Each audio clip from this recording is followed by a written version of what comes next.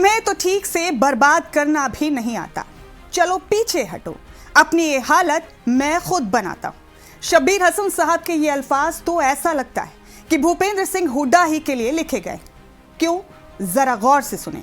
आज बात होगी 10 जनपद की उस सियासी चाल की जिसके तहत उसने हरियाणा कांग्रेस को अपनी जेब का लड्डू समझने वाले भूपेंद्र सिंह हुड्डा के खिलाफ अमली जामा पहनाना शुरू कर दिया है।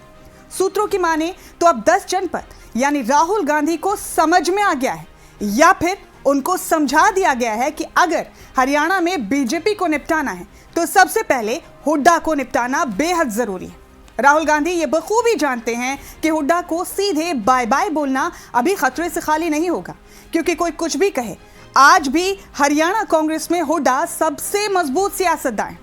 अगर एकदम हुड्डा को टाटा बाय बाय बोला गया तो वो आधी से ज्यादा हरियाणा कांग्रेस को अपने साथ लेकर अलग पार्टी भी बना सकते हैं, जिससे हरियाणा में कांग्रेस को सत्ता पर काबिज होने में दशकों इंतजार करना पड़ सकता है। इसीलिए 10 जनपद ने हुड्डा को निपटाने के लिए प्लान बी तैयार करके उस पर काम करना शुरू कर दिया है। राहुल गांधी अब ये तो बखूबी जान चुके हैं कि हुड्डा की दुकान में इतना सौदा तो आज भी बचा है कि वो कांग्रेस को हरियाणा में विपक्ष की कुर्सी पर तो बैठा सकते हैं, लेकिन कांग्रेस आला कमान को अब ये भी बहुत अच्छे से समझ आ गया है कि हुड्डा की दुकान का बचा हुआ वही सौदा हरियाणा में कांग्रेस को हुकूमत तक पहुंचाने के लिए काफी नहीं है और 10 जनपद को आने वाले चुनाव में विपक्ष की कुर्सी नहीं बल्कि चंडीगढ़ की कुर्सी हर हाल में चाहिए ही चाहिए। इसीलिए 10 जनपद ने हुड्डा को निपटाने के लिए या दूसरी जुबान में कहें तो हुड्डा को कमजोर करने के लिए प्लान बी तैयार करके उस पर काम करना शुरू कर दिया है। यानी हरियाणा कांग्रेस के जिन नेताओं और विधायकों को अपने पाले में दिखाकर हुड्डा अपनी ताकत की नुमाइश करके हरियाणा कांग्रेस में एक छत्र राज करते आए हैं और गांधी परिवार को वक्त वक्त पर ठेंगा दिखाते आए हैं, हुड्डा के उन्हीं वफादारों की सेंधमारी का काम अब राहुल गांधी ने शुरू कर दिया है। मकसद सिर्फ एक, वो ये कि हुड्डा के तमाम वफादारों को एक एक करके सीधे सीधे राहुल गांधी का वफादार बनाकर हुड्डा को इतना कमजोर बना दिया जाए कि ना तो हुड्डा अलग पार्टी बनाने की सोचें और ना ही उनके बीजेपी में जाने से कोई फर्क कांग्रेस को पड़े।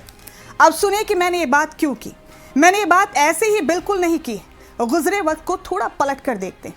आपको याद होगा एक वक्त ऐसा था जब कट्टर कांग्रेसी बीरेंद्र सिंह को हुड्डा ने एक कॉल करके सेंटर में मंत्री बनने से रुकवा दिया था और शपथ ग्रहण के लिए सिलवाई गई बीरेंद्र सिंह की शेरवानी भी धरी की धरी रह गई थी। और आज हुड्डा लाख जतन करके भी राहुल गांधी को बीरेंद्र सिंह के बेटे ब्रिजेंद्र सिंह की सद्भाव यात्रा में शामिल होने से नहीं रोक पाए। दूसरा, एक वक्त था जब सभी जिलाध्यक्ष हुड्डा की पसंद और मर्जी के बना करते थे, लेकिन हुड्डा के लाख हाथ पैर मारने के बावजूद भी आज आधे के लगभग जिलाध्यक्ष हुड्डा की मर्जी के खिलाफ बनाए गए।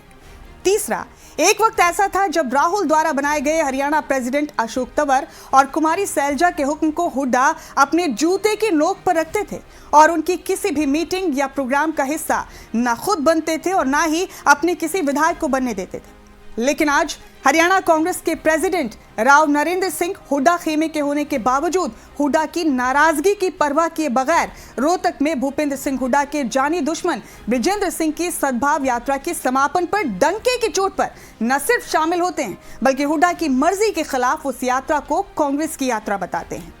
चौथा, एक वक्त ऐसा था जब हरियाणा कांग्रेस के सारे एमएलए हुड्डा के हुक्म पर यस बॉस कहा करते थे, लेकिन आज हुड्डा के सबसे ज्यादा वफादार राव दान सिंह हुड्डा के हुक्म पर यस सर कहना गवारा नहीं कर रहे। राव दान सिंह तो अब अपनी होर्डिंग्स और पोस्टर्स में राहुल गांधी, सोनिया गांधी, प्रियंका गांधी, मल्लिकार्जुन खड़गे की तस्वीर तो रखते हैं, लेकिन भूपेंद्र सिंह हुड्डा की तस्वीर को निकाल बाहर फेंक देते हैं, जिसका सीधा पैगाम यह है कि राव दान सिंह का यकीन कांग्रेस में तो है लेकिन हुड्डा में नहीं। पांचवां, आज हुड्डा के खासम खास कुलदीप वत्स हुड्डा के कम और राहुल के लिए ज्यादा वफादार महसूस किए जा सकते हैं। यानी अगर हुड्डा 10 जनपद के सियासी दांव को वक्त रहते नहीं समझ पाए तो वक्त दूर नहीं जब एक वफादार साथी के नाम पर सिर्फ बीबी बत्रा ही भूपेंद्र सिंह हुड्डा के साथ खड़े मिलेंगे, जैसे कभी चौधरी भजन लाल के साथ सिर्फ धर्मपाल मलिक ही खड़े रह गए थे। जय हिंद, जय भारत।